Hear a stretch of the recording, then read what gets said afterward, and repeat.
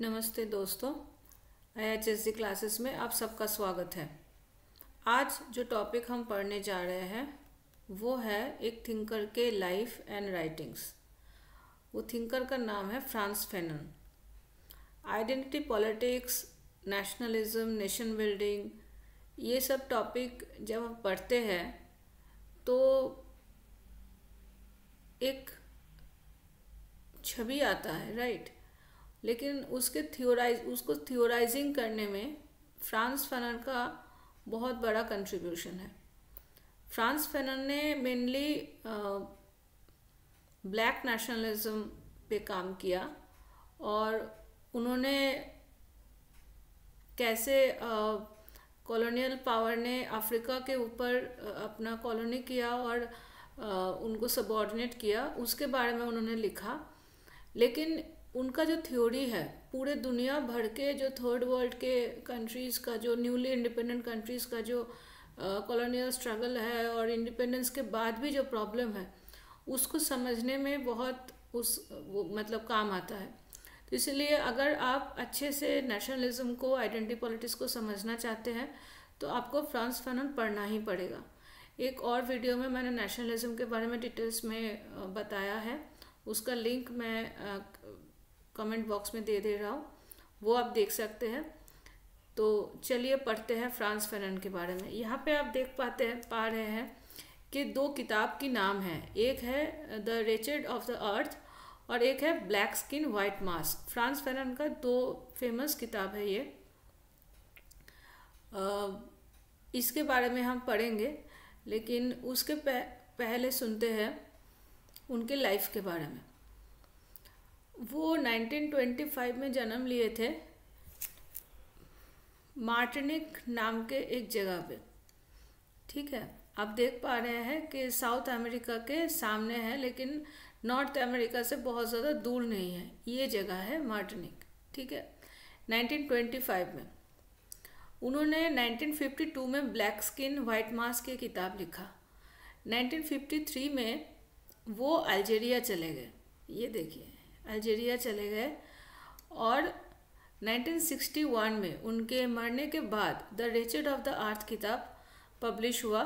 उनके वाइफ थे फ्रेंच, और उनके वाइफ ने ही ये किताब, जब वो बेड रिडन थे, उनको ल्यूकोमिया हुआ था, मतलब ब्लड कैंसर, और डबल न्यूमोनिया भी हो गया था। और बहुत मतलब मज़ेदार बात है कि यूएसए और रशिया दोनों मिलके इनका बीमारी ठीक करने की कोशिश कर रहे थे, क्योंकि इनको सीआईए एजेंट ने ही वापस यूएसए में लेके आए थे रशिया से इलाज करने के लिए। पूरा ज़िंदगी भर इन्होंने बहुत अच्छा लाइफ तो नहीं जिया है। बहुत टैलेंटेड किड था, बहुत ही अच्छे पढ़े लिखे थे, लेकिन उनकी किताबों के वजह से और उनके थॉट के वजह से और उनके स्पीच के वजह से ज़्यादातर समय उनके जो नेटिव लैंड है वहाँ से उनको दूर जाना पड़ा। और उन्होंने अपना किताब, जो इतना फेमस किताब है, वो भी लिख के उनको ना तो उसके फेम वो देख पाए, ना ही उनके कुछ भी फाइनेंशियल बेनिफिट हुआ। लेकिन फिर भी फ्रांस फैनन पूरे दुनिया भर के जो आइडेंटिटी पॉलिटिक्स करते हैं उनके लिए, या फिर जो हमारे जैसे पॉलिटिकल साइंटिस्ट हैं उनके लिए एक काइंड ऑफ इनएविटेबल किताब है, ठीक है। उनका जो स्टाइल ऑफ राइटिंग है उसको कहते हैं ऑटो एथनोग्राफी, ठीक है। साइको एनालिसिस वो एक्चुअली करते हैं, लेकिन मेनली वो ऑटो एथनोग्राफी करते हैं। अब ऑटो एथनोग्राफी क्या है? देखिए, जब मैं किसी भी थिंकर के बारे में आप लोगों को बताती हूँ तो एक चीज़ मैं आप लोगों को बताती हूँ कि कोई भी थ्योरी जब कोई भी थिंकर दे रहे हैं तो वो थ्योरी को गठन करने में उनके खुद के लाइफ, उनके पर्सनल एक्सपीरियंस, उस समय जो हिस्ट्री, इकोनॉमी, पॉलिटिक्स चल रहा है, वो ये सब उसके ऊपर एक इन्फ्लुएंस करता है। और उसी के वजह से उनके थ्योरी में हम देखते हैं कि उनके पर्सनल लाइफ के साथ साथ उनके उस समय के जो हिस्ट्री है वो भी बहुत अच्छे से रिफ्लेक्टेड होता है। लेकिन फिर भी कई सारे थिंकर ये बात मानते नहीं हैं, वो एक एब्स्ट्रैक्ट तरीके से थ्योरी लिखते हैं।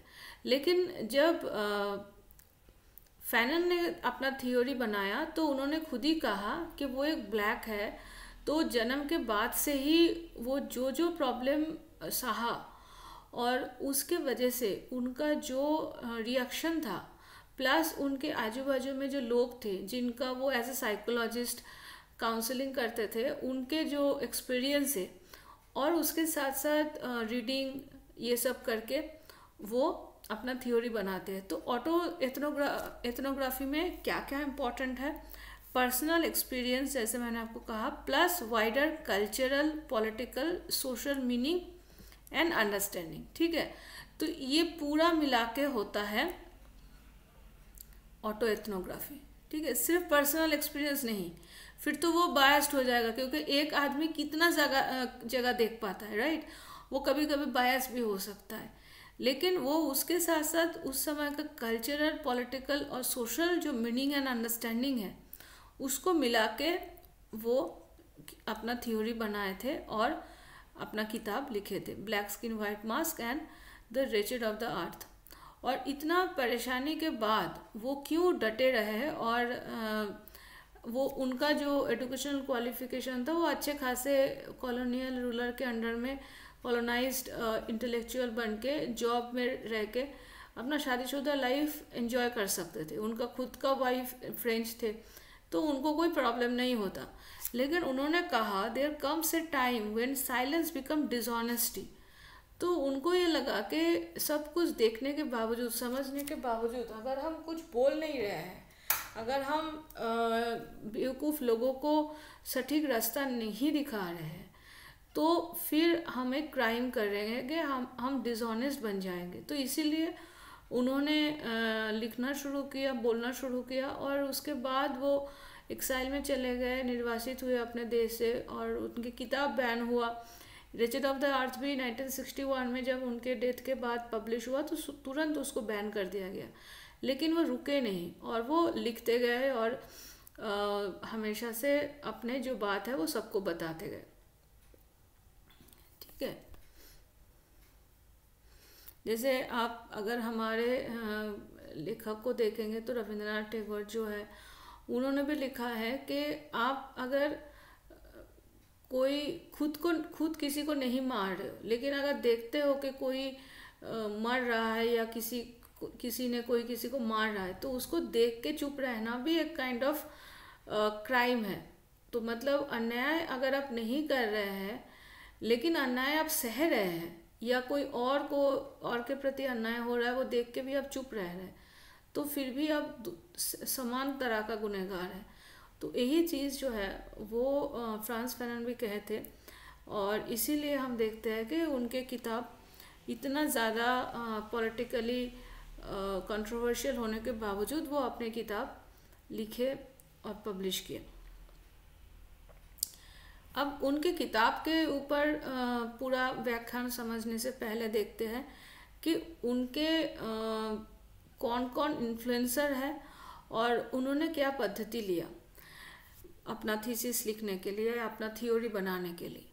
जैसे मैंने आपको पहले कहा कि उनका जो स्टाइल ऑफ राइटिंग है वो है ऑटो एथनोग्राफी, लेकिन उनका जो स्टाइल ऑफ अंडरस्टैंडिंग है वो है साइको एनालिसिस। ठीक है, ये फोटो आप देख पा रहे हैं, डियर जिंदगी मूवी अगर आपने देखा होगा तो जब आलिया भट्ट को बहुत मन खराब होता है और परेशान हो जाता है तो वो शाहरुख खान के पास जाता है अपना काउंसलिंग कराने, राइट। वो रोज़ शाहरुख खान के पास जाके अपना परेशानी बोलता है और वो अपना तकलीफ़ बोल के लास्ट में जाके आप देखते हैं कि वो ज़िंदगी को पसंद करना शुरू कर देते हैं, डिप्रेशन से निकल आते हैं और एक खुशहाल ज़िंदगी बिताना शुरू करते हैं, राइट। तो ये जो साइको एनालिसिस है, ये साइको एनालिसिस होता क्या है, ये देखिए आप यहाँ पे एक बेड देख पा रहे हैं जो बहुत ही कोजी है, मतलब नरम एक बेड है जहाँ पे इसे सोने का चांस है। तो ये सिस्टम एक्चुअली सिगमंड फ्रॉयड ने स्टार्ट किया था 1856 से 1939 में। उन्होंने जो मॉडर्न जो साइकोलॉजी है, आप अगर समझते हैं तो उसका पहला शुरुआत सिगमंड फ्रॉयड ने किया था। अब सिगमंड फ्रॉयड ने क्या कहा था? सिगमंड फ्रॉयड ये कहा था कि हमारा जो कॉन्शियस माइंड होता है वो सही नहीं है। मतलब जो हम काम करते हैं कॉन्शियस माइंड में, वो एक्चुअली हम लोगों को समझने के लिए काफ़ी नहीं है। जैसे मानिए आप किसी इंसान के चरित्र के बारे में अगर समझना चाहते हैं, तो आप अगर उनके बिहेवियर को स्टडी करेंगे तो उतना अच्छे से नहीं समझ पाएंगे। आपको उनके अनकॉन्शियस माइंड को समझना पड़ेगा। इसीलिए ऐसे बेड रख के साइकियाट्रिस्ट जो है वो काउंसलिंग करते हैं। किसी को यहाँ पे बोलते हैं कि आराम से तुम सो जाओ, एक बहुत धीमी सी म्यूज़िक बजा देते हैं और उसके बाद वो आराम से अपना बातें बोलना शुरू करते। तो काइंड ऑफ हिप्नोटिज्म भी बहुत समय किया जाता है रोगी के, जो पेशेंट है उसके ऊपर, मेंटल पेशेंट। और कभी कभी ऐसे ही उनको बोला जाता है कि कोजी एकदम हालत में काइंड ऑफ, आप देखिएगा अगर आप सो रहे हैं ना ऐसे, तो आप पूरा शायद नींद में नहीं जाएंगे, लेकिन एक kind of semi conscious mind status पे चले जाएंगे। उसी समय आप जो बोलते हैं वो ट्रूथ होता है। अदरवाइज हम जब जागते हुए कुछ बोलते हैं तो बहुत कुछ सोचते हैं, ठीक है, तब बोलते हैं। तो जैसे फॉर एग्जांपल फ्रॉयड ने ये कहा था कि जब कोई जोक्स बोलता है या कभी कोई गुस्से में आके जो बात कह देता है, या फिर जब नींद वो देखता है, तो वो नींद का अगर आप सुनेंगे स्टोरी, तो एक्चुअल जो माइंड सेट है या एक इंसान के जो अंदर की जो आत्मा का जो छवि है वो हम लोगों को समझ में आता है, ठीक है। तो फ्रॉयड ने क्या किया था? फ्रॉयड ने साइको एनालिसिस किया था। जो स्टार्ट है, मतलब साइको एनालिसिस का जो थ्योरी है उन्होंने स्टार्ट किया था। उसके बाद जो सेकंड पर्सन है वो है लाकान, जो जिससे फ्रॉयड इन्फ्लुएंस्ड हुए थे।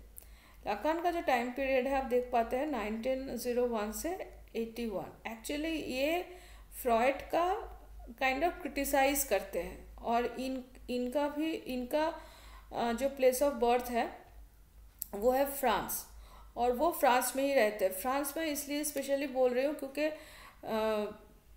फैनन का जो मार्टिनिक एरिया है वो एक्चुअली फ्रेंच कॉलोनी था, ठीक है। तो इसीलिए फ्रेंच बिहेवियर जो है या फ्रेंच आइडियल्स जो है वो सब कुछ फैनन ने पढ़ा था, ठीक है। तो लाकान का जो स्टाइल है वो उन्होंने समझा था। लाकान का क्या स्टाइल है? लाकान फ्रॉयड के हिसाब से साइको एनालिसिस का प्रोसेस तो बोलते हैं, लेकिन वो एक अलग शब्द का प्रयोग करते हैं, वो है मिरर। वो बोलते हैं मिरर इमेज। अब मिरर इमेज क्या है कि मानिए एक बच्चा जब पैदा होता है तो उसके दिमाग पूरा खाली रहता है, वो जानता नहीं है क्या करेगा, और पहले पहले जब तक वो बातें वगैरह नहीं सीखता है तो वो समझ भी नहीं पाता है कि क्या हो रहा है, वो सिर्फ नकल करता है, ठीक है। तो जैसे मिरर के सामने आप अगर खड़ा होंगे तो ऐसा मत होता है कि मिरर आप जो कर रहे हैं कुछ अलग कर रहे हैं, मिरर एग्जैक्टली वही शो करेगा जो आप कर रहे हैं। इसलिए आप देखेंगे कि बच्चे जो है वो मम्मी पापा का बहुत नकल करते हैं, मम्मी पापा के जैसा ड्रेस कर रहे हैं, मम्मी पापा के जैसा चल रहे हैं, बातें कर रहे हैं, नहीं समझ पा रहे हैं क्या कर रहे हैं, लेकिन वो नकल करते हैं। और ऐसे ही करके वो मिरर इमेज जो है उनके दिमाग में बैठ जाता है। अब जैसे हम बोलते हैं कि ये जो मम्मी पापा का नकल कर रहा है एक्चुअली वो जेनेटिकली ही है, लेकिन जो फैमिली बच्चे को गोद लेता है ना, वो भी देखा गया है कि जो गोद लिए हुए बच्चे हैं वो भी जहाँ पे परवरिश उनका हो रहा है उसी मम्मी पापा को वो नकल कर रहा है, ठीक है। तो this is a very like common psychology जो लगन बोलते हैं कि that is called mirror image. अब प्रॉब्लम यह है कि बच्चे सिर्फ मम्मी पापा को नहीं नकल कर रहा है।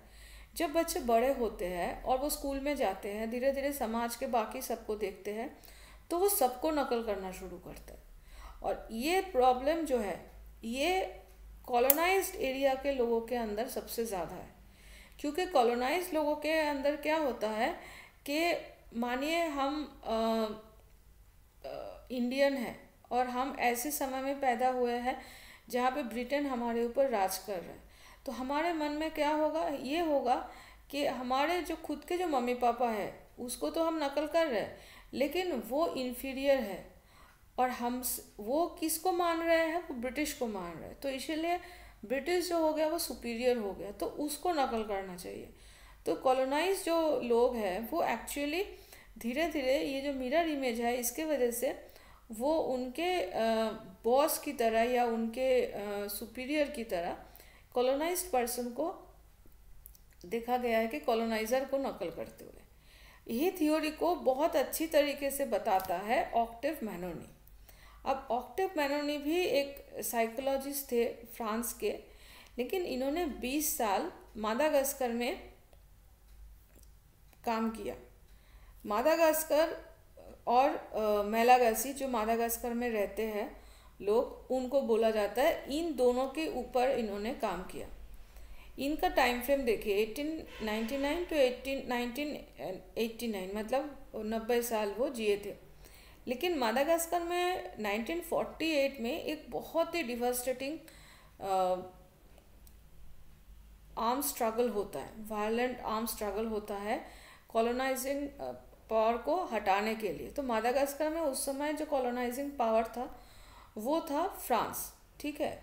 तो मैनोनी क्या होता है कि मैनोनी जब ये मूवमेंट हो रहा है उसके पहले मादागास्कर में गए थे। उस समय उनका काम था साइको एनालिसिस करना, क्योंकि वो साइकोलॉजिस्ट थे। तो बहुत सारे लोग मेंटल ट्रॉमा ठीक करने के लिए सरकारी या नॉर्मल लोग उनके पास आते थे, बड़े बड़े लोग जो उनको फीस दे के काउंसलिंग कर सकते, तो वो उनका भी सुनते थे। उसके बाद क्या हुआ, 1948 में ये जो मूवमेंट हुआ उसके बाद भी वो लोगों का बात सुनते थे। तो 1948 में ये जो मैसाकर हुआ उसके बाद मादागास्कर से फ्रेंच रूल गया नहीं। 1960 में जाके मादागास्कर स्वाधीन होगा। मादागास्कर एक अफ्रीका के छोटा सा कॉलोनी था जहाँ पे फ्रेंच लोगों ने कब्जा जमा के बैठे थे। तो मैनोनी ये देखते हैं कि मादागास्कर में जो कॉलोनाइज पीपल है, मतलब जो नेटिव पीपल है, जो अफ्रीकन है, उनके साइकोलॉजी में दो चीज़ है। एक है डिपेंडेंसी कॉम्प्लेक्स और दूसरा है इन्फीरियरिटी कॉम्प्लेक्स। अब ये दोनों क्या है? डिपेंडेंसी कॉम्प्लेक्स में हम तीन चीज़ें देखते हैं। एक, वो हमेशा सिक्योरिटी ढूंढते हैं कोई अथॉरिटी के पास से। दूसरा है वो पैनिक करते हैं जब वो अथॉरिटी रिमूव हो जाता है। तीसरा, सब्स्टिट्यूट प्रोवाइड नहीं किया जाता है, ठीक है। जैसे मान लीजिए जब कोई बच्चा थोड़ा सा बड़ा हो जाता है तो हमेशा पापा मम्मी को ये सलाह दिया जाता है कि बच्चे का हाथ हमेशा पकड़ के मत रखो, बच्चे को अकेला छोड़ दो। उससे क्या होगा कि बच्चे को खुद सोचना और खुद को संभालना, खुद को सिक्योर करना आ जाएगा। अगर आप उनका हमेशा हाथ पकड़ के रख रहे हैं और कुछ भी हो रहा है तो उसको थप्पड़ मार रहा है, तो बहुत गलत है। जैसे एक बहुत मैं पर्सनल एक्सपीरियंस आपको शेयर करना चाहती हूँ। जैसे मैं बंगाली फैमिली में जन्म लिया हूँ, ठीक है। तो मानिए हमारे घर के सामने जो रास्ता था वहाँ से गाड़ी वगैरह चलता था। तो मैं एक दिन जब छोटी थी, बहुत ही छोटी थी, कितनी छोटी थी मुझे याद नहीं, शायद क्लास 2-3 में पढ़ रही होंगी। तो मैं रास्ते में निकल गया ऐसे ही, मुझे नहीं पता था रास्ते में गाड़ी है क्या है। तो जैसे ही निकल गया, एक बड़ा सा गाड़ी आ रहा था, तो गाड़ी वाला ने ब्रेक लगाया और फिर हमारे घर से घर वालों को बुला के हमें उनके हाथ सौंप दिया। तो जैसे ही मेरे को अंदर लेके गए मेरे पापा, तो 2 थप्पड़ मारे और थप्पड़ मार के बोला कि तू बाहर क्यों गई अकेला, तुझे नहीं जाना चाहिए था, ठीक है। वो थप्पड़ खाने के बाद क्या हुआ कि मैं बाहर तो नहीं गई, लेकिन मुझे समझ में नहीं आया कि क्यों वो मुझे बाहर जाने के लिए मना कर रहा है, क्योंकि मैंने वो गाड़ी का धक्का नहीं खाया था, ठीक है। अब सेम इंसिडेंट एक बार होता है, मैं जब कुरुक्षेत्र यूनिवर्सिटी में पढ़ा रही थी तो मेरे घर में एक बच्चे को लेके एक टीचर आई हुई थी। तो वो बच्चा ऐसे ही रास्ते में चला गया। तो रास्ते में ही चला गया, मुझे नज़र में आया तो मैंने बोला कि अरे ये रास्ते में चला गया है, जाओ जाके लेके आओ। तो उसके मम्मी ने बोला अरे छोड़ दे, एक बार धक्का खाएगा तो सीख जाएगा। मतलब ये जो बात थी ना मेरे को बहुत अच्छी लगी। मुझे ये लगा कि बच्चे को शायद ऐसे ही सिखाना चाहिए कि उसको धक्का खाने देना चाहिए। जैसे आग में हमारा हाथ जलता है, अगर पापा मुझे ये बोल रहे हैं कि आग में हाथ मत लगाओ, तो क्या होता है कि हाथ जो मेरा जलता है वो पता नहीं चलेगा, ये सिर्फ लगेगा कि एक फॉरबिडन थिंग है। तो हम आग को कोशिश करेंगे हाथ लगाने के लिए, पापा जब देख नहीं रहे तब। लेकिन एक बार अगर मैं हाथ लगाई आग में और मेरा हाथ जल गया तो दूसरी बार मैं खुद ही नहीं वहाँ पे हाथ लगाऊंगी। ये डिपेंडेंसी कॉम्प्लेक्स कहीं वहीं पे जाता है। कैसे? मानिए अगर हमारे ऊपर ब्रिटिश लोग रूल कर रहे हैं, ठीक है, हमें कुछ भी नहीं करने दे रहा है, तो हमें क्या लगेगा, हम उनके ऊपर डिपेंडेंट हो जाएंगे। हमें लगेगा कि अगर ब्रिटिशर्स ना रहे तो हमारा कौन सिक्योरिटी देगा। हमें ये नहीं समझ में आएगा कि हम भी अपना सिक्योरिटी खुद कर सकते हैं। इसीलिए क्या होता है कि बहुत सारे जगह पे देखा गया है कि कॉलोनी को अचानक से हटा दिया गया, कॉलोनी रूल को, फिर वापस उसको रखा गया, क्योंकि कॉलोनी रूल को हटा के जो सोच लोगों को था कि हम जैसे हम ज़िंदगी पाएंगे वो नहीं हो पा रहा था। और इसीलिए क्या होता है कि कॉलोनी का जो मतलब सिक्योरिटी सेंस है, एक लोगों को एक सिक्योरिटी लगता है कि कॉलोनियल रूलर हमारे सेवियर है, तो वो हमको बचाएंगे, तो वो अगर नहीं रहेंगे तो हम लोगों को प्रॉब्लम होगा, एक पैनिक आ जाता है। तो this is called dependency complex. इससे क्या होता है कि वो कभी भी कॉलोनियल पावर को हटाने का सोचता नहीं है, क्योंकि सोचेगा तो क्या होगा कि उसको इनसिक्योरिटी फील होगा। वो सोचता है ठीक है हमें मार रहा है, पीट रहा है, सब कुछ कर रहा है, लेकिन वो हमारा अच्छे के लिए कर रहा है, राइट। गार्जियन है, पिता माता टाइप का है, ठीक है। और दूसरा है इन्फीरियरिटी कॉम्प्लेक्स। इन्फीरियरिटी कॉम्प्लेक्स क्या है कि हमेशा हम एक ऐसा सिचुएशन में आ जाते हैं जहाँ पे हम अपना सुपीरियरिटी को प्रूव कर सकते हैं, ठीक है। ए नीड फॉर इन्वेंटिंग और finding a situation in which we can prove his superiority to himself. जैसे यूरोपियन जब कॉलोनी में आते थे तो उनको सुपीरियरिटी महसूस होता था। मानिए कोई इंग्लैंड में यूरोपियन है, ठीक है, तो उनको कोई भाव नहीं देगा, क्योंकि वहाँ पे वो सुपीरियर कोई पावर नहीं है, सभी लोग तो वाइट स्किन के हैं। लेकिन अगर वो कॉलोनी में आ जाए, मानिए वो इंडिया में आ जाता है या अफ्रीका की कोई कंट्री में चला जाता है, तो वो खुद को सुपीरियर मानना शुरू करेगा, ठीक है।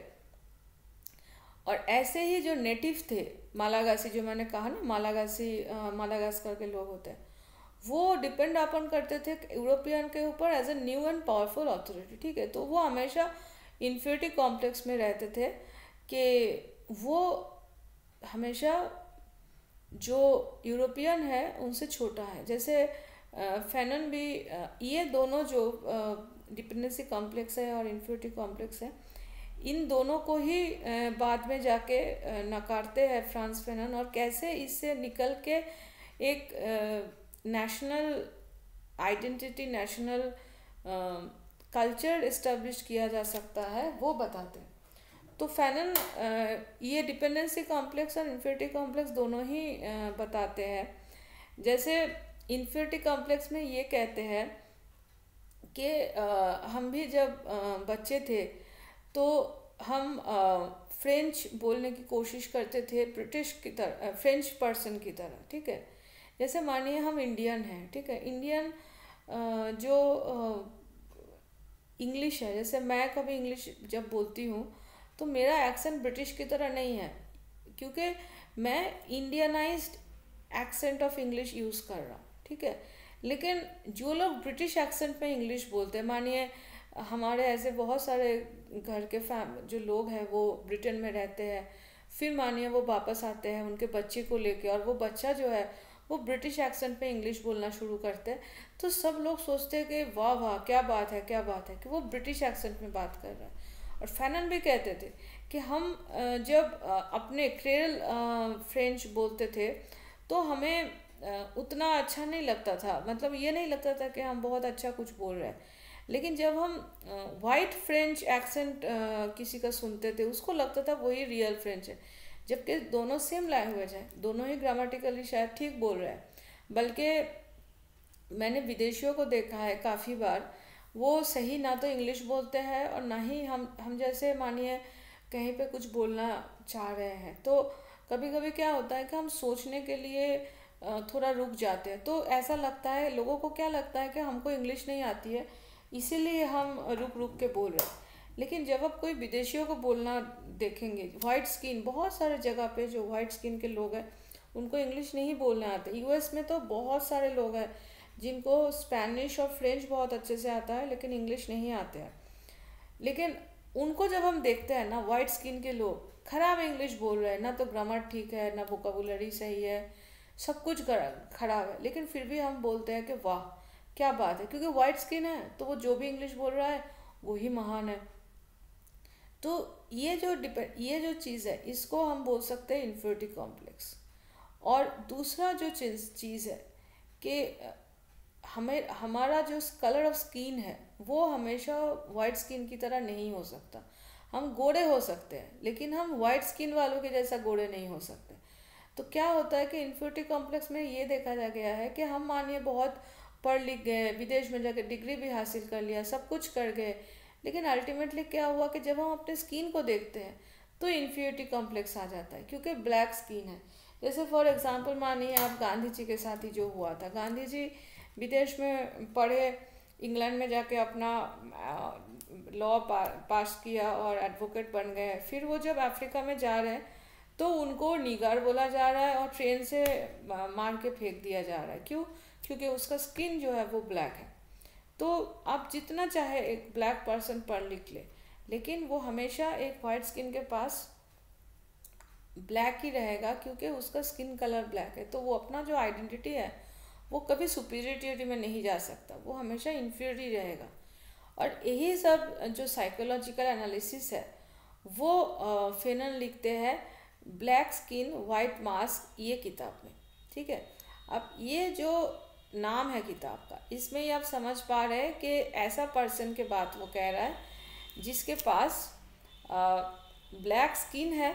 ये देखिए, ये फोटो आप देखेंगे तो समझ में आएगा कि इनके पास ब्लैक स्किन है लेकिन ये एक वाइट मास्क पहन के रखा है। मतलब यही है कि हम बाय नेचर या बाय बर्थ है एक ब्लैक स्किन वाले आदमी, लेकिन हम कोशिश कर रहे ज़िंदगी भर वाइट जो पीपल है उनको नकल करने के लिए। ठीक है, तो black skin and white mask में हम लोग देखते हैं कि उन्होंने कॉलोनाइजिंग और कॉलोनाइज्ड पीपल इनके बीच का रिलेशन बताते हैं। ठीक है, और ऑप्रेस ब्लैक पर्सन क्या हमेशा कैसे वाइट से एक लेसर क्रिएचर, मतलब एक इन्फीरियर एक आदमी बन के रह जाता है, वो उन्होंने डिस्क्राइब किया है। ठीक है, अब यहाँ पे एक चीज़ मैं बता दूँ, फ्रांस फेनन मार्क्सिस्ट है, इसलिए देखेंगे आप कि हमेशा वो क्लास के बात करते हैं। जैसे मार्क्स भी बोलते हैं ना कि एक क्लास होता है जो डोमिनेटिंग है और एक क्लास होता है जो डोमिनेटेड है। तो फैनन भी दो क्लास में पूरे वर्ल्ड को डिवाइड किया था, एक है कॉलोनाइज्ड और एक है कॉलोनाइजिंग। मतलब एक जो कॉलोनी एस्टेब्लिश कर रहा है, कॉलोनी के रूलर है, लोगों के ऊपर रूल कर रहा है, और एक जो कॉलोनाइज्ड है, डोमिनेटेड है। ठीक है, लेकिन मार्क्स के साथ फैनन का एक बहुत बड़ा अंतर है। क्या अंतर है वो हम आपको बाद में बताते हैं। पहले देखते हैं कि ब्लैक स्किन वाइट मास्क में क्या क्या चैप्टर्स हैं। यहाँ पे 6 चैप्टर है। ठीक है, पहला चैप्टर है द निग्रो एंड लैंग्वेज। यहाँ पे मैंने जो आप लोगों को बताया कि जो मास्टरी ऑफ लैंग्वेज, ठीक है, उसके बारे में बताया गया है। अब क्या होता है कि जो फ्रेंच लैंग्वेज है वो पूरा अलग है। ठीक है, नेटिव लैंग्वेज से। तो इसीलिए क्या होता है कि हमेशा जो फ्रेंच लैंग्वेज है वो एक निग्रो जो है वो बेटर मानते हैं, और एक निग्रो एक वाइट मैन के साथ जैसा बिहेव करते हैं वैसे अलग एक निग्रो के साथ बिहेव नहीं करते हैं। ठीक है, कैसे मैं आप लोगों को हमारे जो साइकोलॉजी है उसका एक एग्जांपल देके बताती हूँ। जैसे फॉर एग्जांपल मानिए अगर हम कहीं पे भी जाते हैं, ठीक है, तो हमारा एक काइंड ऑफ मतलब मैं मेरा पर्सनल एक स्टोरी बताती हूँ। मैं राजस्थान का एक बहुत ही फेमस फोर्ट देखने गई थी एक प्रोफेसर के साथ, लेडी प्रोफेसर के साथ। तो वो वहाँ पे रहने वाली है। तो जैसे ही वो फोर्ट में मैं पहुँची तो मैंने देखा कि दो एक कपल, मतलब एक आदमी और एक औरत, वो घूम रहे हैं। वो कपल कितने उम्र का होगा, आई थिंक 30-35 का होगा, और देख के ही लग रहा था हमारे यहाँ का जो एकदम जैसे रास्ते में रहते हैं ना वैसे है, धूल मिट्टी ऐसे पूरा लथपथ, मतलब बहुत घूम रहे हैं, ये समझ में आ रहा था। कोई भी एंगल से देख के ना तो पढ़े लिखे लग रहे थे और ना ही बहुत कल्चर्ड या फाइनेंशियली बहुत एबल ऐसा लग रहा था। मतलब हमारे यहाँ जैसे झोपड़पट्टी वाले हैं ना वैसा दिख रहा था। लेकिन हाइट उनके लंबे थे, देखने में खूबसूरत था, प्लस सबसे बड़ी बड़ी बात वाइट स्किन था। ठीक है, तो तुरंत वो प्रोफेसर जो महीने का आप सोच लीजिए 2.5 लाख कमा रहे होंगे, और प्रोफेसर बनने के लिए आपको पता है कि एक्सेल होना पड़ता है एजुकेशन में, सरकारी यूनिवर्सिटी के प्रोफेसर हैं, वो मुझे बोलने लगे कि चलो चलो उनके साथ फ़ोटो खिंचाते। अब वहाँ पे बहुत लोग थे, ठीक है, तो मुझे बहुत अजीब लगा। मुझे लगा कि उनके साथ फ़ोटो खिंचा के एक्स्ट्रा क्या मिलेगा, क्योंकि देख के तो नहीं लग रहा है कि कोई ऐसा पर्सन है जिसके साथ फ़ोटो खिंचा के हम रख सकते हैं कि हाँ ये काइंड ऑफ एक बहुत बड़ा काम कर लिए।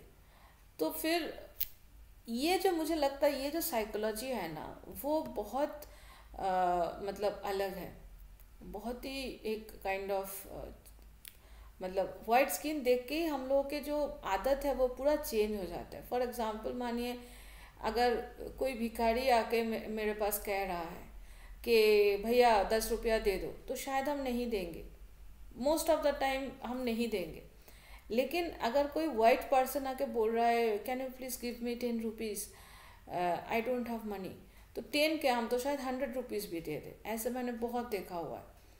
तो ये जो सारे चीज़ें हैं ये एक हमारे जो अंदर के जो कॉलोनियल डिपेंडेंसी कॉम्प्लेक्स है या इन्फिनिटी कॉम्प्लेक्स है उससे आता है। और दूसरा लैंग्वेज आप देख लीजिए, अभी भी इंडिया में इंग्लिश को एज ए लैंग्वेज नहीं माना जाता है, एज ए नॉलेज माना जाता है। मानिए आप हिंदी में पढ़ते हैं, आपको हिंदी में सारे सब्जेक्ट्स आते हैं, आपने यूनिवर्सिटी में आपको असिस्टेंट प्रोफेसर या फुल प्रोफेसर का जॉब मिल चुका है, आपको थ्योरी वगैरह सब कुछ आता है, सब कुछ है। लेकिन जब आप कोई भी जगह पे सेमिनार में बोलने जाएंगे या कोई भी एक कॉमन प्लेटफॉर्म में जाएंगे बोलने के लिए, तो अगर आप बहुत विशुद्ध हिंदी भी बोल रहे हैं ना तो लोग आपको उतना मायने नहीं देगा। अगर वो कोई विदेशी आके बोल रहा है या कोई इंग्लिश में बोल रहा है तो उसको ज़्यादा अहमियत दिया जाएगा। तो ये जो है, ये जो चीज़ है ये बहुत इम्पोर्टेंट है, बहुत ही एक कॉलोनियल लीगेसी है, जिसकी वजह से हम अभी भी देखिए इंडिया में हिंदी मीडियम बोल लीजिए या बंगाली मीडियम बोल लीजिए या जो भी नेटिव मीडियम है वहाँ पे बच्चों को नहीं डाल रहे, सब जाके बहुत महंगा है इंग्लिश मीडियम। और इंग्लिश मीडियम स्कूल्स प्राइवेट है, वहाँ पे ना टीचर्स के अच्छा डिग्री होते हैं ना फैसिलिटीज सब है, बहुत ज़्यादा पैसा मांगते हैं। जैसे मानिए स्कूल, सरकारी स्कूल फ्री है, सरकारी स्कूल जो हिंदी मीडियम स्कूल है वो फ्री है, उसमें आपको ऊपर से बैग मिल रहा है, पहनने का कपड़ा मिल रहा है, मिड डे मील मिल रहा है। लेकिन वहाँ पे लोग नहीं डाल रहे, वो बच्चों को डाल रहा है प्ले स्कूल में इंग्लिश मीडियम, जहाँ पे इवन आजकल तो कुछ प्ले स्कूल हॉर्स राइडिंग के भी पैसा लेते हैं एक 3 साल के बच्चे का। तो ये जो चीज़ है हम क्यों कर रहे हैं, हम क्यों इंग्लिश मीडियम में डाल रहे हैं? क्योंकि हम लोगों को एक काइंड ऑफ गलत फहमी है कि इंग्लिश अगर जान लेगा तो वो एक महान आत्मा बन जाएगा, ठीक है। और यही वाला जो चीज़ है, अभी डंकी जो मूवी आया था शाहरुख खान का, वहाँ पे भी यही बताया गया कि हम लोग हमेशा सोचते हैं कि हम विदेश जाएंगे वहाँ पे पढ़ने के लिए या वहाँ पे नौकरी करने के लिए। हमें नहीं पता है कि विदेश में एक्चुअल हालत क्या है। हम विदेश का एक बहुत अच्छा छवि बना के रखते हैं। क्यों? क्योंकि विदेश में कॉलोनियल जो रूलर है वो रहते हैं, सुपीरियर पर्सन रहते हैं। तो ये डिपेंडेंसी कॉम्प्लेक्स है, ये इन्फियोरिटी कॉम्प्लेक्स है। निग्रो एंड द लैंग्वेज में यही बात फैनन ने बोलने की कोशिश किया अपना एग्जाम्पल दिखा के। दूसरा और तीसरा चैप्टर जो है वो बहुत अलग तरीके से चैप्टर है। एक है the women of colour and the white man, दूसरा चैप्टर। उसमें क्या बोल रहे हैं कि authentic love between women of colour and European male is hindered by unconscious tensions. Okay, it discusses how feeling of inferiority has manifested in women of color because of colonialism। मतलब एक white person कभी भी एक black person को ना तो अच्छे से प्यार कर सकता है ना अच्छे से उसके साथ रह सकता है। वो हमेशा उसको इन्फीरियर ही समझता है। ऐसा बहुत सारे केसेस है कि एक वाइट मैन जो है वो एक ब्लैक कलर वीमेन को शादी किया है, लेकिन फैनन के हिसाब से ज़िंदगी भर वो वाइट कलर के जो पर्सन है वो इन्फियोरिटी कॉम्प्लेक्स में रहेगा। अगर वो अपने फ्रेंड्स को देखेगा कि वो वाइट को ही शादी किया है, तो वो कभी भी वो रिलेशन जो है वो इक्वल लेवल पे नहीं हो पाएगा, ठीक है। और उल्टी तरफ a man of colour and the white women, मतलब एक मैन वो हमेशा कोशिश करेगा एक वाइट वीमेन के साथ सोने के लिए, और ब्लैक मैन जब देखेगा कि वाइट मैन जो है वो वाइट वीमेन के साथ सो रहा है तो उसके ज़िंदगी का भी गोल हो जाएगा वाइट वीमेन के साथ सोना इन द सेंस उसको शादी करना या उसके साथ प्रेम करना वगैरह, ठीक है। तो मतलब जो ब्लैक वीमेन है उनको वाइट मैन पसंद नहीं कर रहा है, और जो वाइट वीमेन है उसको वाइट मैन भी पसंद कर रहा है और ब्लैक मैन भी पसंद कर रहा है। आप देखिए फ्रांस फैनन ऐसा लिख रहा है, लेकिन फ्रांस फैनन खुद शादी किए थे एक वाइट वीमेन का, ठीक है। तो मतलब ब्लैक वीमेन का हालत अब सोचिए, वो खुद के बिरादरी में भी उसको कोई सम्मान नहीं दे रहा है, कोई चाहता नहीं है, और वाइट तो चाहेगा ही नहीं, ठीक है। फोर्थ चैप्टर है the so called dependency complex of the colonised. उसमें क्या बोला रहा है, मेलागेसिस जो मैंने कहा ना कि मादागास्कर के जो लोग हैं suffer from an inferiority complex, और इन्फियोरिटी कॉम्प्लेक्स से क्या आता है dependency complex. The feeling of inferiority in the colonized are correlated to the feeling of superiority in the European. Let's have the courage to say it upright, it is the racist who creates his inferior, ठीक है। मतलब इसमें क्या है कि हमेशा हम जो है वो सोचते हैं कि वाइट मैन हमसे सुपीरियर है और वाइट मैन हमको प्रोटेक्ट करके रख पाएगा। हम कभी भी प्रोटेक्शन के बिना नहीं रह सकते, ठीक है। हम अपना ऊपर जो एक विश्वास है वो ख़त्म हो जाता है बिल्कुल इन्फियोरिटी कॉम्प्लेक्स में। Fanon and the lived experience of the black subject, ठीक है। इसमें ये कह रहा है कि एम्फोसिस दिया जाता है political consciousness and negritude experiences of the colonized individual, profound sense of feeling and living through the social conditions that define a particular time and place, psychoanalysis, literary text, medical terminology, philosophy, negritude and political consciousness, ठीक है। तो ये जो पूरा उनका theory है कि एक ब्लैक आदमी का स्किन तो ब्लैक होता है लेकिन उसका मास्क वो हमेशा वाइट पहन के रखता है, वो जो निग्रो लोग हैं उनके पॉलिटिकल कॉन्शसनेस के ऊपर बेस करके बताते हैं। तो उन्होंने क्या किया, साइकोएनालिसिस किया, लिटरेरी टेक्स्ट पढ़ा, मेडिकल टर्मिनोलॉजी देखा, फिलोसॉफी पढ़ा, नेग्रिट्यूड और पॉलिटिकल कॉन्शसनेस को स्टडी किया। स्टडी करके वो बोलते हैं कि एक कॉलोनाइज्ड इंडिविजुअल का फीलिंग कैसा है, ठीक है, मतलब ये जो सेंस ऑफ इन्फीरियरिटी है या डिपेंडेंसी कॉम्प्लेक्स है, इसको उन्होंने बहुत अच्छी तरीके से बहुत सारे केस स्टडीज़ के थ्रू इलास्ट्रेट किया। और लास्ट चैप्टर क्या है, द निग्रो एंड साइकोपैथोलॉजी, ठीक है।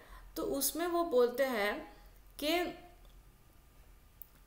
कभी भी एक निग्रो व्यक्ति जो है वो अपना इन्फीरियरिटी कॉम्प्लेक्स भूल नहीं सकता। मानिए वो बहुत ज़्यादा एडुकेटेड हो गया, वो पैसा भी पाया, उसने शादी भी किया एक वाइट वुमेन से, उसने सब कुछ उसको पा गया, लेकिन जब भी वो अपने तरफ देखता है और कोई भी वाइट पर्सन के बगल में जाके खड़ा होता है तो ये पता चलता है कि उसका स्किन जो है वो ब्लैक है, तुरंत उसको समझ में आ जाता है कि हम इन्फीरियर हैं। तो जैसे मानिए फॉर एग्जांपल आपका शरीर में कोई घाव है, ठीक है, तो आपने दवाई खाए, घाव को थोड़ी देर भूल गए, लेकिन जब भी आप शीशे के सामने खड़े होंगे और वो घाव आपको नज़र में आएगा तो दर्द तो वैसे घाव का है नहीं क्योंकि आपने दवाई खा के रखा है, लेकिन वो नज़र में जैसे ही आता है तुरंत हमको लगता है कि अरे भाई क्या हाल है, बहुत बुरा घाव है ऐसे। तो जो सेंस ऑफ इन्फीरियरिटी है वो कभी भी ख़त्म नहीं होता है क्योंकि हमारे साइकोलॉजी में ही वो कॉलोनियल जो इम्पैक्ट है वो आ चुका है, इन्फीरियरिटी कॉम्प्लेक्स आ चुका है। तो फैनन इसीलिए कहता है कि ब्लैक्स जो पीपल है उसका ये प्रॉब्लम जो है वो ठीक करना, एक इमोशनल ट्रॉमा जो है उसको ठीक करना बहुत ही मुश्किल है, ठीक है। अभी भी आप देखिए जब शादी होता है तो हमारा जो पहला पसंद रहता है, आप जब शादी के अगर एडवर्टाइजमेंट देखते हैं तो कैसा लड़की चाहिए, वाइट स्किन चाहिए, गोरी चाहिए, काले जो है वो नापसंद है। इसीलिए फेयर एंड लवली या बहुत सारे जो स्किन क्रीम है उसका जो मेन मतलब एडवर्टाइजमेंट रहता है वो क्या है, धूप में जा रहे हो और काले पड़ गए तो फिर तुम कैसे ठीक करोगे इसको, तुम उसमें फेयर एंड लवली लगाओ तो ठीक हो जाएगा। या फिर बहुत सारे ऐसे स्टोरी, बहुत सारे मूवीज़, बहुत सारे एडवर्टाइजमेंट में ये दिखाया गया है कि कैसे वाइट स्किन पाना हमारा एक काइंड ऑफ हमेशा के लिए एम रहा है। और इसका कारण ये है कि कॉलोनियल लीगेसी, कि हम लोग कभी वाइट स्किन के अंडर में थे तो वो वाइट स्किन का जो सुपीरियरिटी है वो हमारा कभी ख़त्म नहीं हुआ। इसके बाद हम उनके दूसरे जो फेमस किताब है, जो सबसे फेमस है इनफैक्ट ब्लैक स्किन वाइट मास से भी ये बहुत ज़्यादा फेमस है, the wretched of the earth, actually a kind of Bible है फॉर मेनी पीपल। तो उस किताब के ऊपर आते हैं। रेचेड कौन है? रेचेड का मतलब है जो सबसे ज़्यादा दुखी है, जिनको कुछ भी नहीं है, डिप्रेस्ड क्लास, प्रोलेटारिएट। मैं फिर से जैसे आप लोगों को बताया पहले ही फिर से बता रही हूँ कि फ्रांस फैनन थे मार्क्सिस्ट बाय नेचर, तो वो हमेशा डिप्रेस्ड की बात ही करते हैं, ठीक है। तो उन्होंने जो किताब लिखा उन्होंने रेचेड ऑफ द अर्थ के लिए लिखा। उनके हिसाब से कौन रेचेड है? जो कॉलोनाइज्ड है। तो पृथ्वी में जो कॉलोनाइज्ड है उनका क्या प्रॉब्लम है और क्या कैसे उस प्रॉब्लम से वो बाहर निकलेंगे, उसके बारे में वो रेचेड ऑफ द अर्थ में लिखते हैं। लेकिन वो जब लिखना शुरू करते हैं तो वो बहुत ज़्यादा बीमार थे, तो वो एक्चुअली बोलते थे, तो उनके वाइफ और जो सहकर्मी थे वो लिखते थे। लास्ट में वो जब मर गए तो वो किताब जाके पब्लिश हुआ। पब्लिश होने के बाद तुरंत उसको बैन कर दिया गया, लेकिन फिर भी लोग पढ़े और आज के डेट में फ्रांस फैनन की the wretched of the earth बहुत ही फेमस किताब है। बहुत सारे यूनिवर्सिटीज़ में इसको मेन टेक्स्ट में रखा हुआ है। आप भी अगर यूजीसी नेट या आरपीएससी का सिलेबस देखेंगे या कोई भी पीएससी का सिलेबस देखेंगे, उसमें फ्रांस फैनन को एज ए थिंकर रखा गया है। इसीलिए रखा गया है क्योंकि वो आइडेंटिटी पॉलिटिक्स समझने के लिए या कैसे हम अपना कॉलोनियल जो लीगेसी है वहाँ से बाहर निकले, अपना नेशनल आइडेंटिटी को बनाए, वो समझने के लिए बहुत इम्पोर्टेंट है। तो रेचेड ऑफ द अर्थ में चैप्टर बहुत सारे हैं, लेकिन उन चैप्टर में दो चीज़ बहुत इम्पोर्टेंट है। एक है वायलेंस के ऊपर उनका जो ओपिनियन, और दूसरा नेचुरल कल्चर के ऊपर। ठीक है, नेशनल कल्चर और वायलेंस, ये बहुत इम्पोर्टेंट है। तो पहले हम पढ़ते हैं ऑन वायलेंस, वो क्या बोलते हैं। उसका आप देख पाएंगे कि 3 हिस्सा है। ठीक है, पहला है white man's burden theory. White man's burden theory मैं बार बार आप लोगों को बहुत सारे थिंकर के बारे में जब बता रही थी तो बताया। जो ग्रेको लैटिन पेडिस्ट्रल का मतलब क्या है, मानिए कोई अगर मूर्ति है तो वो मूर्ति जिस भीत पे खड़ा होता है वो होता है पेडिस्टल। तो ये जो कॉलोनियलिज्म है वो उसका जो पेडिस्टल है, उसका जो भीत है, उसका जो नींव है, वो है ग्रेको लैटिन सिविलाइजेशन या ग्रेको लैटिन थॉट। वो क्या है, वो उसके हिसाब से ये बोला जाता है कि पूरे दुनिया में 2 तरह का स्पेसिस है। एक है सिविलाइज्ड, जिसको जैसे ग्रीक, लैटिन, ये सब, अलेक्जेंडर भी जब निकले थे पूरा विश्व जीतने के लिए, तो ये कहा जाता है कि एरिस्टोटल ने उनको ये सब कहा था कि ग्रीक जो जाति है वो बहुत अच्छा है और बाकी सब जो है वो बारबेरियन है, मतलब पशु है, और इसीलिए उनको सिविलाइज करना बहुत इम्पोर्टेंट है, और इसीलिए तुम जाओ और उनको जीत के उनको सिविलाइज करो।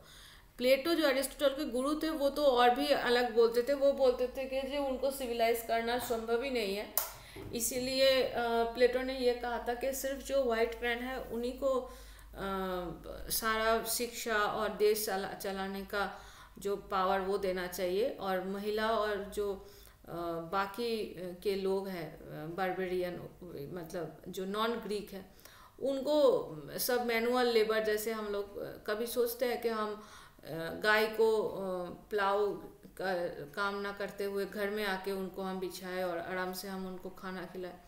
तो जैसे गधा हो गया या घोड़ा हो गया, उनको हम दाना पानी तभी खिलाते हैं जब वो हमारा काम करते हैं, राइट। तो जो भी ये हमारा जो स्टाइल है, ये स्टाइल एक्चुअली उसी समय से स्टार्ट हुआ कि जैसे हम लोग एनिमल को ट्रीट करते हैं, सिविलाइज्ड लोग या ग्रेको रोमन जो लोग हैं वो बारबेरियन या जो नॉन रोमन लोग हैं उनको ट्रीट करते थे। तो वो लोग व्हाइट मेंस बार्डन बोलते। व्हाइट मेंस बार्डन क्या है कि जो नेटिव पॉपुलेशन है, नेटिव पॉपुलेशन मतलब एशिया अफ्रीका के जो लोग जो यूरोपियन नहीं है, वाइट स्किन वाले नहीं है, वो सेम स्पेसिस नहीं है, वो अलग स्पेसिस के हैं, मतलब इंसान नहीं है, वो एनिमल के तरह है, क्योंकि वो बारबेरियन है जिसके पास एथिक नहीं है। ठीक है, तो एथिक नहीं है तो मतलब क्या, एब्सोल्यूट एविल है, क्योंकि वो भगवान का जो है वो संतान नहीं है, वो तो एनिमल हो गया।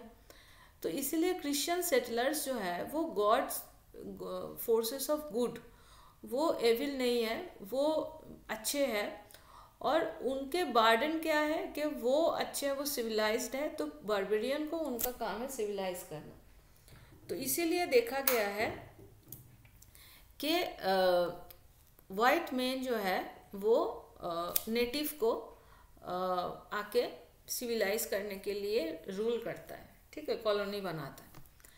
अब प्रोसेस ऑफ कॉलोनाइजेशन कैसे शुरुआत होता है। पहला है यूज़ ऑफ लैंग्वेज। ठीक है, पहले तो इम्पीरियलिस्टिक एक आइडेंटिटी क्रिएट होता है, कॉलोनाइजर एंड कॉलोनाइज। देखिए मार्क्स की तरह उन्होंने भी ऐसा ही कहा कि 2 क्लास में डिवाइड कर दिया, एक है कॉलोनाइजर और एक है कॉलोनाइज। ठीक है, और उसमें क्या होता है, उसमें वो आइडेंटिटी जब बनाते हैं तो उनको ऐसे शिक्षा देते हैं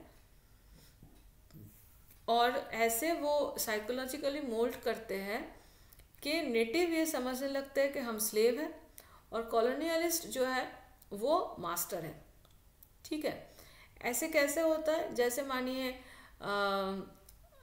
जो जॉब है वो जॉब क्रिएट किया जाता है कि जो हायर लेवल के जो पोस्ट है उसमें सिर्फ कॉलोनाइज्ड लोग नहीं बैठ सकते, जो कॉलोनाइज़र है वो बैठेंगे, वाइट स्किन वाले बैठेंगे।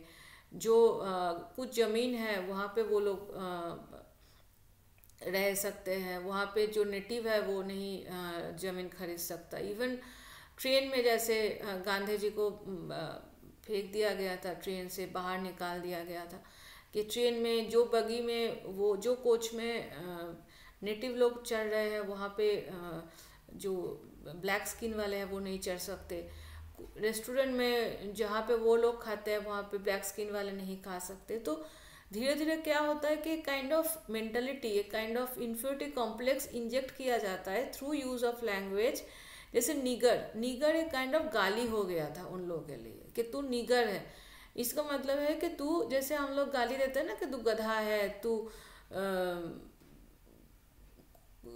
मतलब अच्छा नहीं है। हम जो अगर किसी को बोल रहे गधा है, दैट मीन्स एक एनिमल का बोल रहे हैं। अब गधा मतलब क्या होता है कि जो बेवकूफ़ होता है।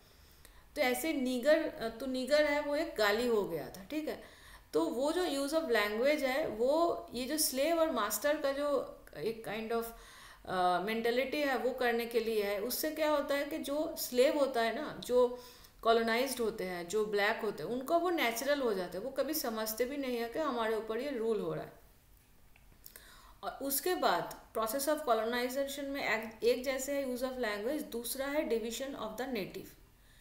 डिवीजन ऑफ द नेटिव में क्या है, वो 3 हिस्सों में फैनन ने नेटिव को डिवाइड किया। एक है नेटिव वर्कर, ठीक है, जो कॉलोनाइज्ड है या सेटलर है वो नेटिव वर्कर को वैल्यू देते हैं, पैसा भी देते हैं, वैल्यू भी देते हैं। क्यों? क्योंकि उनका जो काम है, नेटिव वर्कर का जो काम है, उसके बगैर ये लोग नहीं काम कर सकते। वाइट मैन मैनुअल जॉब नहीं कर सकते। तो मैनुअल जॉब, एडमिनिस्ट्रेटिव जॉब, ये सब नेटिव वर्कर करते, तो इसीलिए उनको वो वैल्यू देते हैं। दूसरा है कॉलोनाइज्ड इंटेलेक्चुअल, जो ज़्यादा एडुकेटेड मेंबर है, ठीक है।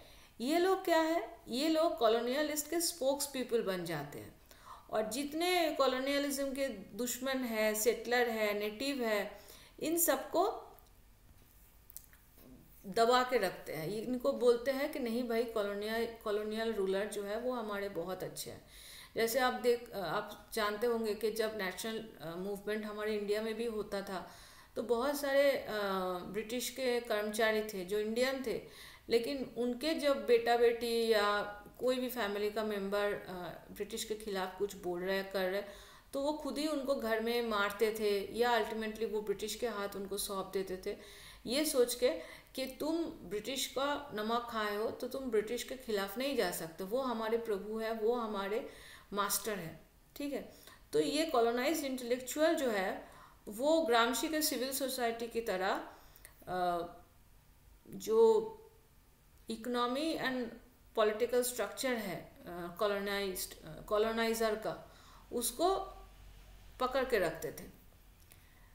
ये जो तीसरा ग्रुप है लुम्पेन प्रोलेटारिएट, ये एक्चुअल रेवोल्यूशनरी है अकॉर्डिंग टू फैनन। और फैनन ने पूरा जो इम्पोर्टेंस है, या आप बोल सकते पूरा जो दायित्व है वो नेशनल कल्चर और रेवोल्यूशन और डिकोलोनाइजेशन का, वो ये लुम्पेन प्रोलेटारिएट के ऊपर ही रखा है। अब जैसा मैंने आप लोगों को पहले ही कहा था कि फैनन है तो मार्क्सिस्ट, लेकिन मार्क्स के साथ उनका अंतर है। यहाँ पे आके उनका अंतर हो जाता है। लुम्पेन एक एक्चुअली इंग्लिश गाली है जहाँ पे बोला जाता है कि गुंडा, ऐसे लोगों को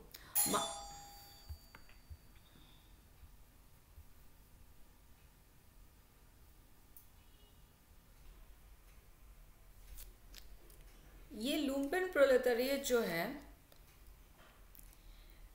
ये मार्क्स के हिसाब से बिल्कुल बेकार था।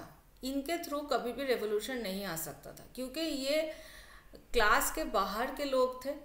मतलब जो गरीब लोग हैं, जो क्लास के अंदर है, जो नौकरी वगैरह कर रहे हैं, उनको क्लास कॉन्शसनेस है, मतलब वो समझ पा रहे हैं कि कोई हमारे ऊपर डोमिनेट कर रहा है।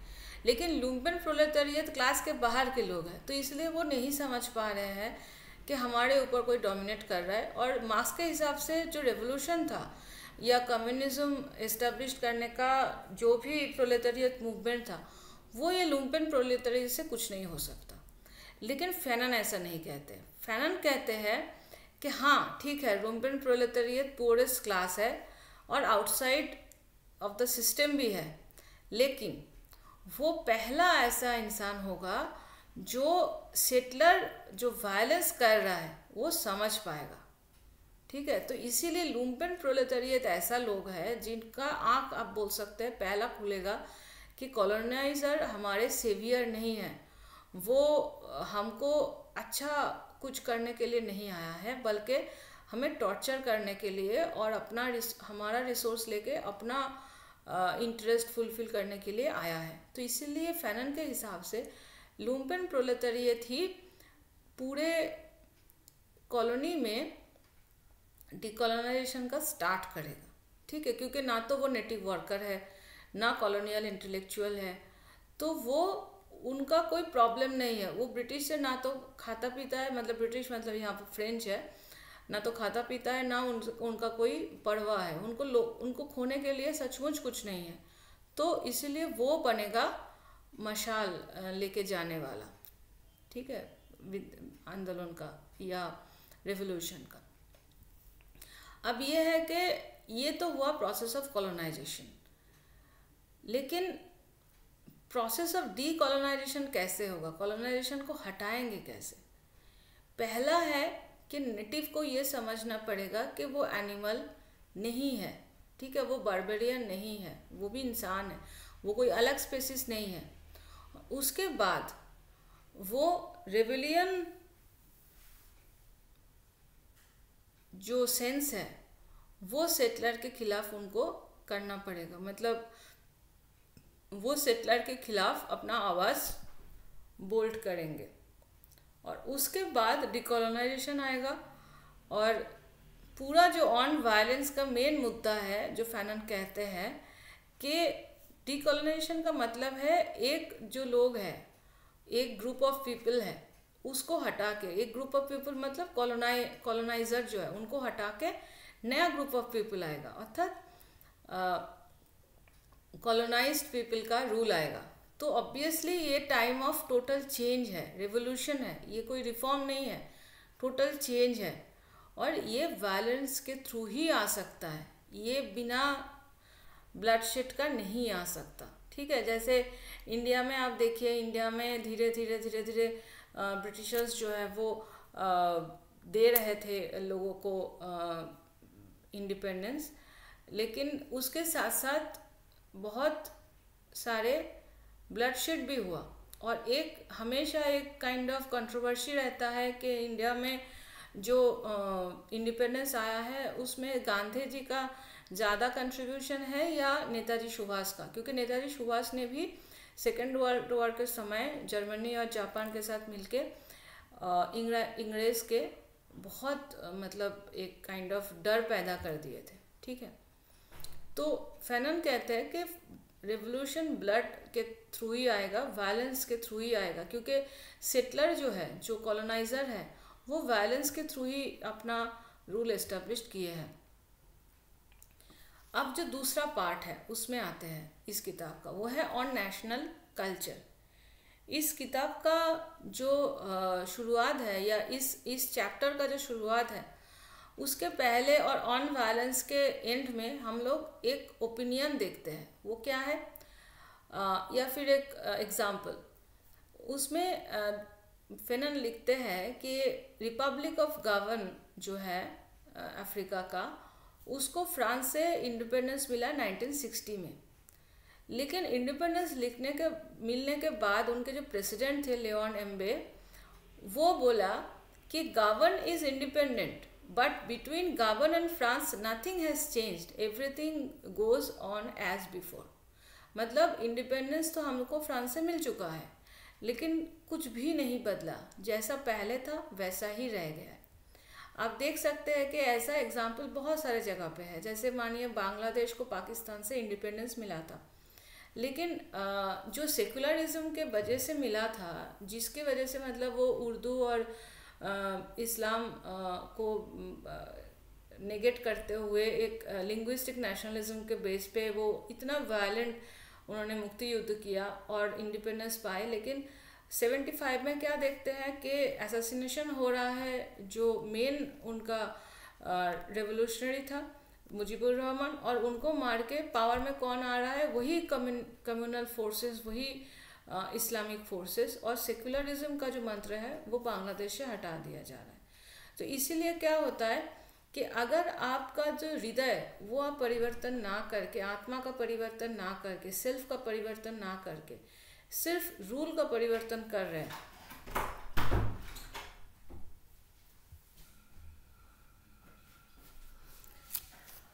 इसीलिए हमें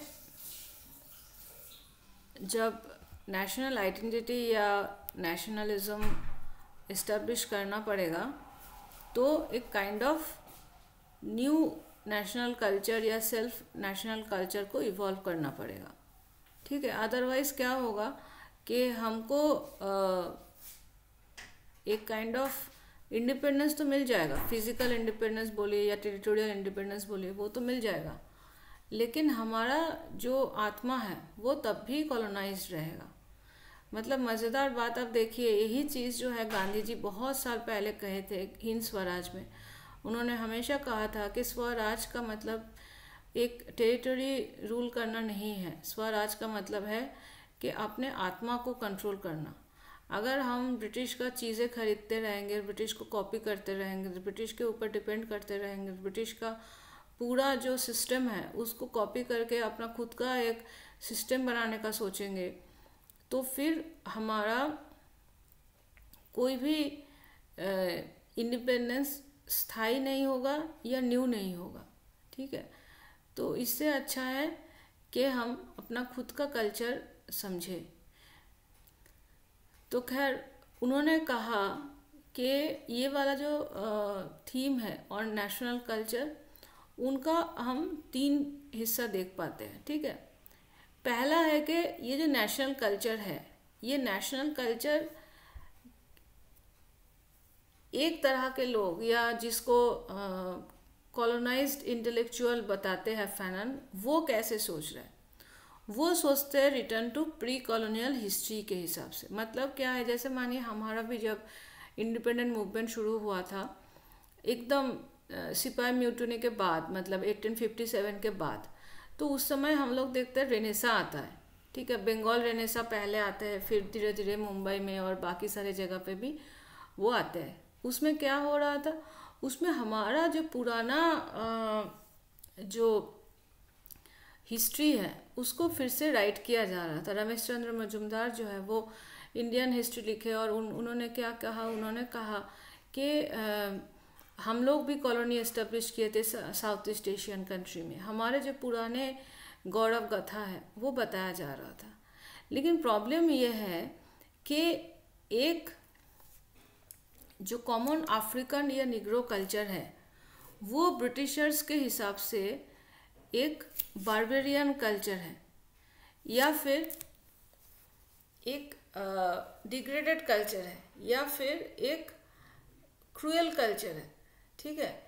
तो इसीलिए क्या होता है कि जब हम यही वाला थीम लेते हैं, मतलब ब्रिटिश या फिर फ्रेंच जैसे इंडियन या अफ्रीकन का छवि बनाता है, उसी छवि को अगर हम समझने शुरू करते हैं और उसी छवि को अगर हम वापस लाना चाहते हैं तो बहुत मुश्किल है। क्यों? क्योंकि फैनन ये कहते हैं कि पहली बात तो ये कि पूरे अफ्रीका को एक निग्रो कल्चर में स्ट्रेटिफाइड या सेगमेंटेड कर दिया है वाइट लोगों ने। ये गलत है, क्योंकि अफ्रीका में बहुत सारे नेशनल कल्चर है, बहुत सारे हिस्ट्री है। ऐसा नहीं कि एक सेम कल्चर में हम उनको बता सकते हैं। सारे कल्चर का अलग अलग रूप है, अलग अलग उसका सभ्यता का स्टाइल है। वो हम नहीं बोल सकते कि सारे अफ्रीकन लोग जो है वो सेम तरह का कल्चर है। तो एक तो ये गलत है।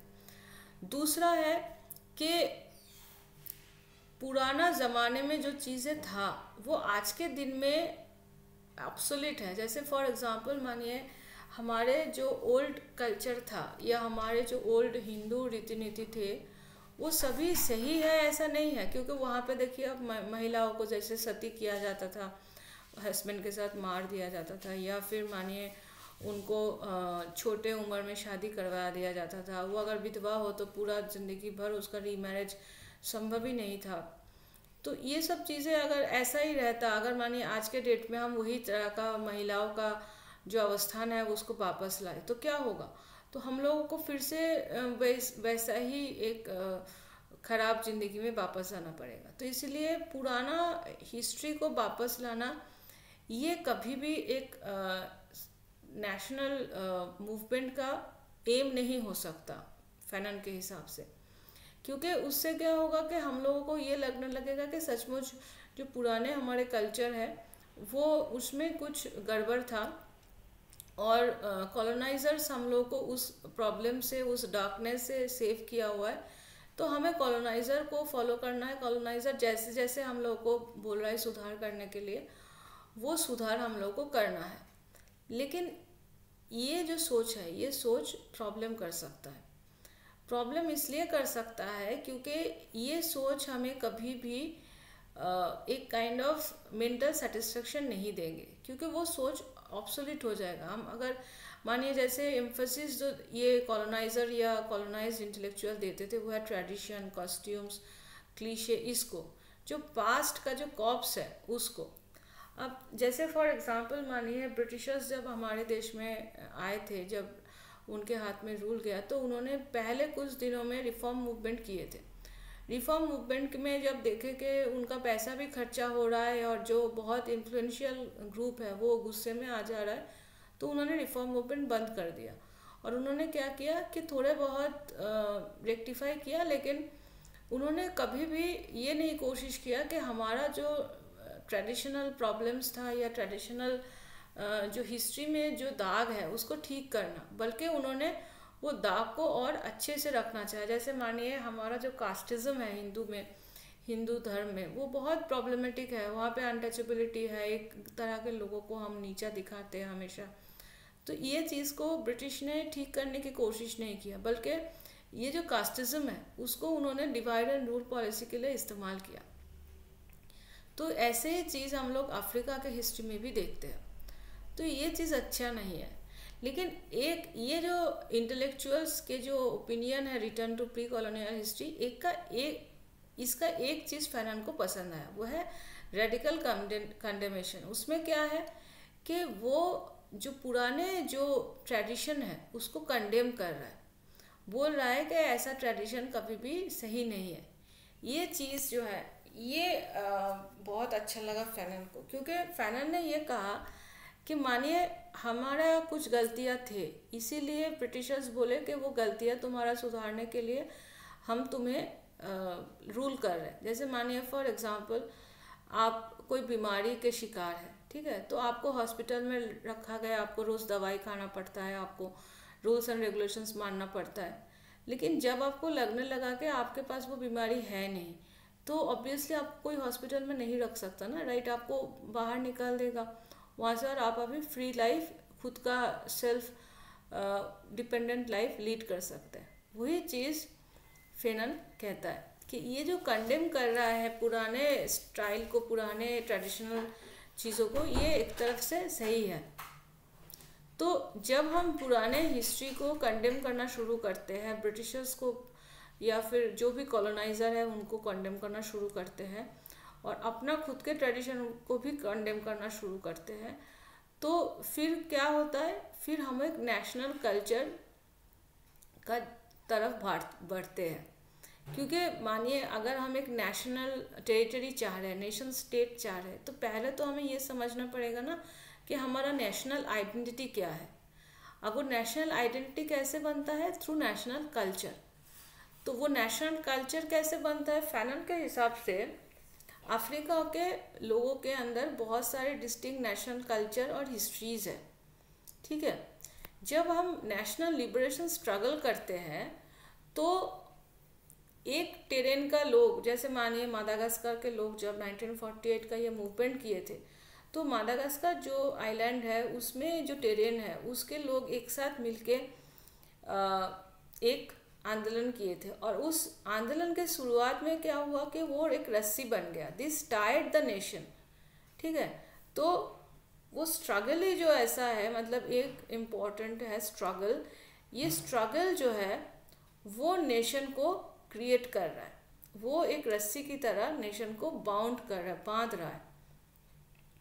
और ये जो स्ट्रगल है, मानिए हम जब कोई स्ट्रगल में जाते हैं तो हमें मोटिवेशन की ज़रूरत पड़ता है। हाँ, तो वो मोटिवेशन के लिए इम्पॉर्टेंट है कॉम्बैट लिटरेचर, जैसे आर्टिस्टिक एक्सप्रेशन, उसमें literature, pottery, ceramics, oral story telling सब कुछ आता है। जैसे फॉर एग्जांपल मानिए हमारा जब नेशनल मूवमेंट हो रहा था तो कितने सारे गाने लिख रहे थे लोगों ने, वो गान हम लोग गाते थे तो हम लोगों को मोटिवेशन मिलता था। लोगों ने अखाड़ा इस्टेब्लिश किया ताकि हमारा फिजिकल फिटनेस बढ़ जाए। लोगों ने काफ़ी सारे जो इंडियन जो पुराने ट्रेडिशनल मूर्ति है या कुछ भी है, जैसे राधानाथ शिकदर ने हमारा जो इंडस वैली सिविलाइजेशन है उसको आविष्कार किया। ऐसे सब प्राचीन चीज़ें धीरे धीरे आविष्कार हो रहा था। और जो हमारे स्टोरी है, जैसे बहुत सारे पुराने जो स्टोरी है, जो फोकलोर वगैरह है, वो उस समय जन्म लिया। और उस समय वो फोकलोर, जैसे शिवाजी का आप अगर देखेंगे जो इमेज है, वो बाल गंगाधर तिलक बना रहे हैं ऐसे करके कि वो एक काइंड ऑफ नेशनल हीरो है। और ऐसे ही जो फोटो है, ऐसे ही नेशनल हीरो का जो इमेज है वो उस समय धीरे धीरे बन रहा है। और वो नेशनल हीरो हमको लिबरेशन स्ट्रगल के लिए अनुप्राणित कर रहा है, इन्फ्लुएंस कर रहा है, मोटिवेट कर रहा है। ठीक है, तो फैनन के हिसाब से जो नेशनल कल्चर है वो कंसेप्ट प्लस मासल दोनों के साथ आता है और दोनों मिलके एक कल्चरल प्रोडक्शन करते हैं।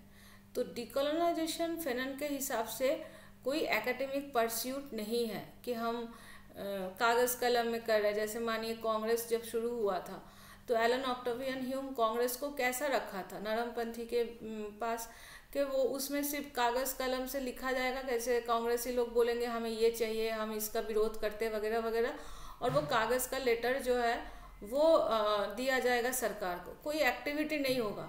लेकिन चरमपंथी क्या बोलेंगे, ऐसा नहीं, हम लोगों को आंदोलन भी करना पड़ेगा। तो यही चीज़ बोलते हैं फैनन कि डिकोलोनाइजेशन कोई एकेडमिक परस्यूट नहीं है। हम अगर अनुनय करेंगे, विनय करेंगे, हम अगर अनुरोध करेंगे कॉलोनाइज़र को कि तुम अपना सुपीरियरिटी लेके, तुम अपना सारा इंटरेस्ट लेके यहाँ से चले जाओ, हम लोग को अकेला छोड़ दो, हम लोग को इंडिपेंडेंट कर दो, तो कोई करेगा? कोई नहीं करता है। तो इसीलिए हमें actual practice and exercise of decolonisation करना पड़ेगा, एक वायलेंट स्ट्रगल करना पड़ेगा, तभी हमको सही एक अपना नेशनल कल्चर मिलेगा और हम अपना इंडिपेंडेंस के बाद भी एक अलग वजूद, अलग आइडेंटिटी को टिका के रख पाएंगे, अदर्स को आई से या आइडेंटिटी से अलग कर पाएंगे। ठीक है, और इसी में ख़त्म नहीं है, नेशनल कल्चर के साथ साथ फैनन कहते हैं कि हमें इंटरनेशनल कंसिस्टेंस भी चाहिए, क्योंकि लिबरेटेड जब हम हो जाएंगे एक नेशन,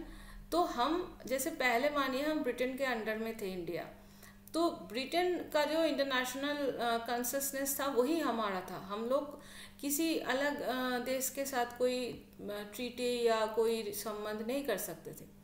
लेकिन जब हम लिबरेट हो जाएंगे तो हम हो जाएंगे equal player on the international stage, और इसी समय हम लोग यूनिवर्सलाइजिंग कर पाएंगे वैल्यूज़ को। मतलब पूरे, जैसे मानिए आप एक कमरे में अगर बंद है तो ऑब्वियसली बाहर क्या चल रहा है आपको पता नहीं है, लेकिन जब आप मुक्त हो जाएंगे, जब आप इंडिपेंडेंट हो जाएंगे, दूसरे कंट्री के साथ सेम कैटेगरी में आ जाएंगे, तो आप धीरे धीरे इंटरनेशनल वैल्यूज़ को समझ पाएंगे और उस हिसाब से आप इंटरनेशनल प्लेयर बन जाएंगे। ठीक है, so this is on national culture. अब हम ख़त्म करने वाले हैं एक मज़ेदार कंपैरिजन के साथ, वो है फैनन और गांधी के।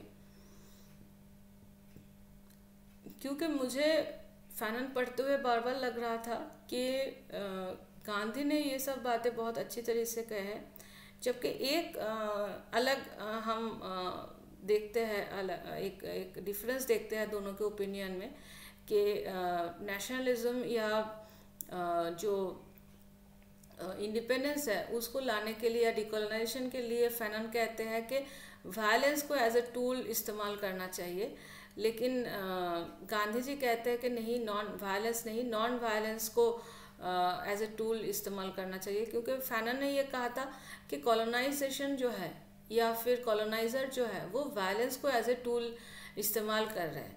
तो अगर हम नॉन वायलेंट रहेंगे तो क्या होगा कि हमारा जो वजूद है या हमारा जो स्ट्रगल है वो ख़त्म हो जाएगा। जैसे फॉर एग्जांपल एक मैं आसान चीज़ें बता रहा हूँ आपको। जैसे मानिए आप किसी के साथ लड़ाई कर रहे हैं और जिसके साथ आप लड़ाई कर रहे हैं वो आपको एक तलवार लेके मारने के लिए आ रहा है या गन पॉइंट से आपको मारने के लिए आ रहा है।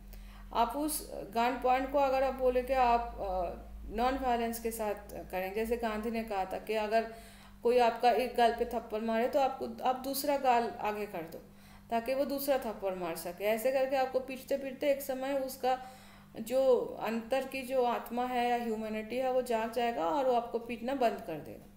लेकिन थप्पड़ के लिए तो ये सही है, लेकिन मानिए कोई गोली चला रहा है, आपको जब पहला गोली लगेगा छाती पे, दूसरा गोली खाने के लिए आप जिंदा नहीं बचेंगे, आप तो तभी मर जाएंगे। तो फिर आप दूसरा गोली खाने के लिए उठ के नहीं बोल सकते ले चलिए आप दूसरा गोली मारिए। सब लोग मूवी के हीरो के माफिक तो नहीं होता है ना कि जो 10-15 गोली भी खा लेता है और फिर उसके बाद भी वो आराम से जिंदा हो जाता है। तो इसीलिए फैनन कहता है कि हम वायलेंस को वायलेंस से ही हटा सकते हैं, हम वायलेंस को नॉन वायलेंस से नहीं हटा सकते। लेकिन गांधी का ओपिनियन था कि वायलेंस को नॉन वायलेंस से हटा जा सकता है। उसका वो आर्ग्यूमेंट दूसरा बोले हैं, वो हम गांधी जी के जो लेक्चर है उन पे हम बताएंगे। लेकिन नेशनल कल्चर के लिए दोनों का ओपिनियन मोरलेस सेम था। जैसे गांधी और फैनन दोनों ही बोलते हैं कि डिकोलोनाइजेशन कोई एकेडमिक परस्यूट नहीं है, वो एक एक्शन है। इसीलिए आप देखिए गांधी जी जब आते हैं इंडिया में वो एक के बाद एक नेशनल मूवमेंट करते हैं। वो ऐसे नहीं कि सिर्फ लिख रहे हैं, ऐसे वो मूवमेंट एक्शन पे बिलीव करते थे। दूसरा है कि नेशनल कल्चर जो है वो फैनन और गांधी दोनों ही बोलते हैं आते हैं थ्रू स्ट्रगल फॉर इंडिपेंडेंस। जैसे गांधी ने पूरा इंडिया भर में पहली बार इंडिया में जो नेशनल मूवमेंट हुआ था वो गांधी जी के आने से बाद ही हुआ था। उसके बाद क्या होता था, छोटा छोटा हिस्सों में हम लोग देखते थे मूवमेंट होता था, लेकिन पूरे इंडिया भर के लोग एक सेम कॉज के लिए आंदोलन कर रहे हैं जिसको हम मास मूवमेंट कहते हैं, वो सिर्फ गांधी के आने के बाद ही हुआ था। और यही चीज़ जो है, और गांधी जी वही कहते थे कि तुम जब एक साथ मिलकर लड़ाई कर रहे हो किसी एक कारण के वश, तो तुम्हारा अपने आप एक काइंड ऑफ इंडिपेंडेंस, एक यूनिफाइड एक सेंस हो जा रहा है। ठीक है, तो ये फैनन भी बोलते हैं। और तीसरा जो सबसे इम्पोर्टेंट है, फैनन और गांधी दोनों ही बोलते हैं कि माइंड को कॉलोनियल डिपेंडेंसी और इन्फिनिटी कॉम्प्लेक्स से अलग करो। अगर तुम टेरिटोरियल इंडिपेंडेंस पा भी गए, लेकिन अगर तुम्हारे अंदर डिपेंडेंसी कॉम्प्लेक्स और इन्फिनिटी कॉम्प्लेक्स है तो तुम फिर से कॉलोनियल रूलर के अंडर में आ जाओगे। जो बहुत सारे कंट्रीज़ में हुआ, वो इंडिपेंडेंट तो हुए लेकिन उसके बाद भी न्यू इम्पीरियलिज्म जो है उनके ऊपर हावी रहा। वो आज भी विदेशियों को अच्छा मानते हैं और विदेशियों के बात सुनता है, विदेशियों को ट्रेड करके अपना पूरा संपत्ति जो है वो निछावर कर दे रहा है। ठीक है, so that's it. I hope आप सबको अच्छा लगा होगा। कमेंट करके ज़रूर बताइएगा। नमस्ते।